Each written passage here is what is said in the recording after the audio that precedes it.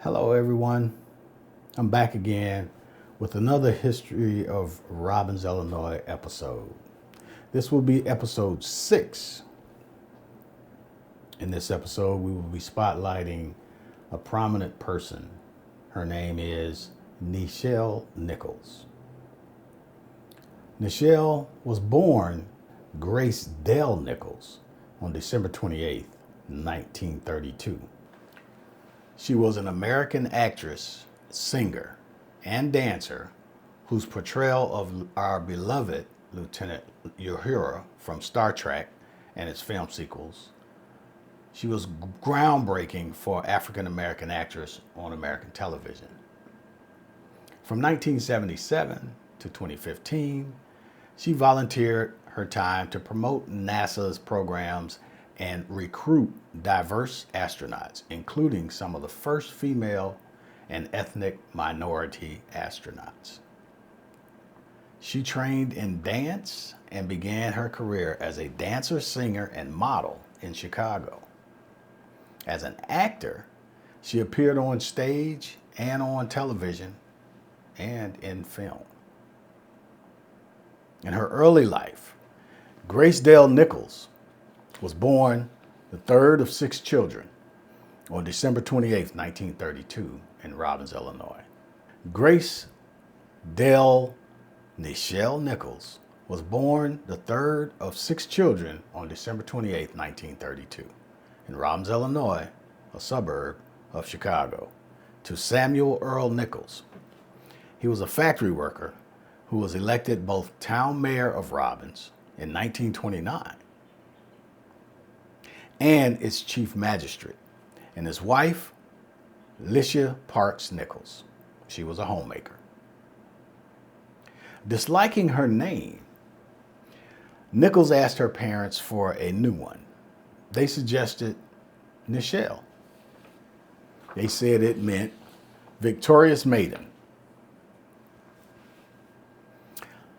The family later moved into an apartment in the Woodlawn neighborhood of Chicago, where Nichols attended Englewood High School.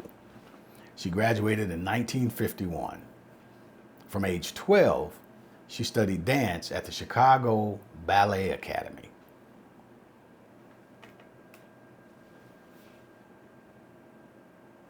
Nichols began her professional career as a singer and dancer in Chicago. She toured the United States and Canada with the bands of Duke Ellington and Lionel Hampton. In 1959, she appeared as the principal dancer in the film version of Porgy and Bess. Her acting break was an appearance in Kix and Company, Oscar Brown's highly touted but ill-fated 1961 musical. She also appeared as Carmen for a Chicago stock company production of Carmen Jones and performed in a New York production of Porgy and Bess. Between acting and singing engagements, she occasionally also modeled. In January 1967, Nichols was featured on the cover of Ebony magazine and had 2 feature articles published in it within 5 years. She continued touring the U.S., Canada, and Europe as a singer with Duke Ellington and Lionel Hampton. On the West Coast, she appeared in The Roar of Grease Paint and For My People, and garnered high praise for her performance in the James Baldwin play Blues for Mr. Charlie. Prior to being cast as Lieutenant Uhura in Star Trek, as a guest actress on television producer Gene Roddenberry's first series, The Lieutenant, in 1964, in the episode To Set It Right, which dealt with racial prejudice. On Star Trek, Nichols was one of the first black women featured in a major television series. Her prominent role as a bridge officer was unprecedented. She was once tempted to leave the series. However, a conversation with Martin Luther King Jr. changed her mind. Towards the end of the first season, Nichols was offered a role on Broadway. Preferring the stage to the television studio, she decided to take the role. Nichols went into Roddenberry's office, told him that she planned to leave, and handed him her resignation. Unable to convince her to stay, Roddenberry told her to take the weekend off, and if she still felt like she needed to leave, he would give her his blessing. That weekend, Nichols attended a banquet organized by NAACP, where she was informed that a fan wanted to meet her. I thought it was a Trekkie, and so I said, "Sure," she said. I looked across the room, and whoever the fan was had to wait because Dr. Martin Luther King Jr. was walking towards me with a big grin on his face. He reached out to me and said, "Yes, Miss Nichols, I'm your greatest fan." He noted the Star Trek was the only show that he and his wife would allow their 3 little children to stay up and watch. She began to tell King about her plans to leave the series because she wanted to take a role that was tied to Broadway. She says, "I never got to tell him why because he said, 'You cannot. No, you cannot.' For the first time on television, we will be seen as we should be seen. Every day as intelligent, quality, and beautiful people who can sing, dance, and go to space. Who are professors, lawyers. See, if you leave, that door can be closed because your role is not a black role. It's not a female role. He can fill it with anybody, even an alien."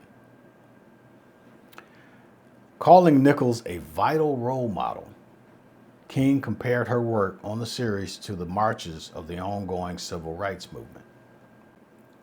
The next day, she returned to Roddenberry's office to tell him she would stay. When she told Roddenberry what King had said, tears came to his eyes. Former NASA astronaut Mae Jemison cited Nichelle Nichols' role as Lieutenant Uhura as her inspiration for pursuing a career in aeronautics. Whoopi Goldberg has also spoken of Nichols' influence, saying she asked for a role on Star Trek: The Next Generation, and her character, Guinan, was especially created while Jameson appeared on an episode of the series. In her role as Lieutenant Uhura, Nichols kissed the white actor, William Shatner, who played Captain James T. Kirk, in the November 22nd, 1968 Star Trek episode, Plato's Stepchildren. It has been called the first example of an interracial kiss on U.S. television, although several earlier instances have been identified. The Shatner-Nichols kiss was considered groundbreaking, even though it was portrayed as having been forced by alien telekinesis. Now, there was some praise and also almost no dissent, but there was some. In her autobiography, Beyond Uhura, Star Trek and Other Memories, Nichols cited a letter from a white Southerner who wrote, quote, "I am opposed to the mixing of the races. However, anytime a red-blooded American boy like Captain Kirk gets a beautiful dame in his arms that looks like Uhura, he ain't gonna fight it." During the Comedy Central roast of Shatner on August 20th, 2006, Nichols jokingly referred to the kiss and said, "What do you say? Let's make a little more history and kiss my black ass." After the cancellation of Star Trek, Nichols volunteered her time in a special project with NASA to recruit minority and female personnel for the space agency. She began this work by establishing an affiliation between NASA and a company she helped run called Women in Motion. The program was a success.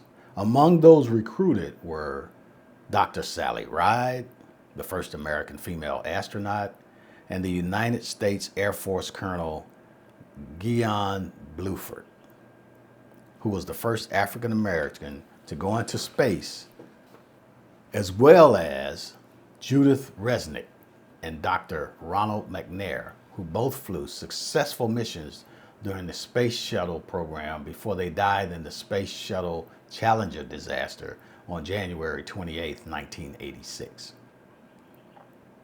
Recruits also included Charles Bolden, the former NASA administrator and a veteran of 4 shuttle missions, Frederick D. Gregory, former deputy administrator and a veteran of 3 shuttle missions, and Lori Garver, former deputy administrator. An enthusiastic advocate of space exploration, Nichols served from the mid-1980s on the board of governors of the National Space Institute. Today, it's called National Space Society, a nonprofit educational space advocacy organization. In late 2015, Nichols flew aboard NASA's Stratospheric Observation for Infrared Astronomy, SOFIA, the Boeing 747 SP, which analyzed the atmospheres of Mars and Saturn on an 8-hour high-altitude mission. She was also a special guest at the Jet Propulsion Laboratory in Pasadena, California on July 17, 1976, to view the Viking 1 soft landing on Mars. Along with other cast members from the original Star Trek series, she attended the christening of the first space shuttle, Enterprise, at the North American Rockwell Assembly Facility in Palmdale, California on July 14, 2010. She toured the Space Shuttle Simulator and Mission Control at the Johnson Space Center. In her autobiography, Nichols wrote she was romantically involved with Star Trek creator Gene Roddenberry for a few years in 1960. She said the affair ended long before Star Trek began. When Roddenberry's health was fading, Nichols co-wrote a song for him, called it Gene, which she sang at his memorial service. She also wrote that she had a short, stormy, and exciting relationship with Sammy Davis Jr. in 1959. Interesting facts about Nichelle Nichols. In 1982, Robert A. Heinlein dedicated his novel Friday to her. Asteroid 68410 Nichols is also named in her honor. In 1992, she was awarded a star on the Hollywood Walk of Fame for her contributions to the television industry. In 1999, Nichols was awarded a Golden Chimera, Cult Star of the Century. In 2010, Nichols received an honorary degree from Los Angeles Mission College. Nichols received the Life Career Award from the Academy of Science Fiction, Fantasy, and Horror Films. In 2016, the first woman to receive it. The award was presented as part of the 42nd Saturn Awards. Nichols was awarded the Inkpot Award in 2018. As an honorary member, she's an honorary member of Alpha Kappa Alpha,